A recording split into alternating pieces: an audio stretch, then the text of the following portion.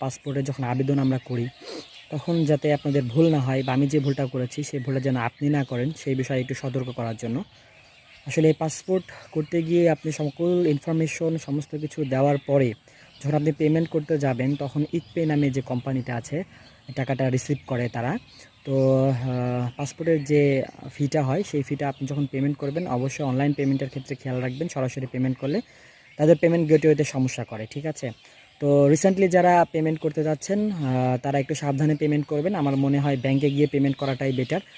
আমি করতে গিয়ে আমার টাকাটা পে হয়ে গেছে, বাট আমি কোনো পেমেন্ট রিসিপ্ট যেটা সেটা আমি পাচ্ছি না, বা সেটা আমি তুলতে পারিনি, এখনও তুলতে পারছি না, 3-4 দিন হয়ে যাচ্ছে।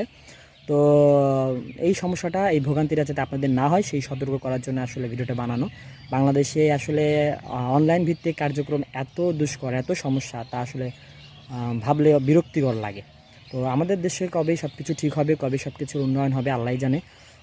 সব জায়গাতে সব কিছু করতে গেলেই টাকা পয়সার ভেজাল তো আছেই, প্লাস এই যে হয়রানি হওয়া, এটা সবচেয়ে বড় বেশি সমস্যা করে।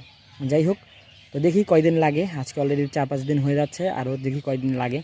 তাদের সঙ্গে যোগাযোগ করার তো কোনো ওয়েই নাই, তাদেরকে বারবার হটলাইনে যে কল দেওয়া হচ্ছে, ব্যস্ত ব্যস্ত, হুটহাট একদিন রিসিভ করেছে আজকে। তো তারা বলছে যে আমরা দেখছি বিষয়টা, আপনাকে ইমেল করে জানাবো, অথচ তারা ইমেলের কোনো রিপ্লাই দেয় না। এই যে একটা অবস্থা, ঠিক আছে? তো যাই হোক, আপনি যাতে এই ভোগান্তিতে না পড়েন সেজন্য সরাসরি আপনারা পেমেন্ট করবেন পাসপোর্ট করার সময়, এটা খেয়াল রাখবেন।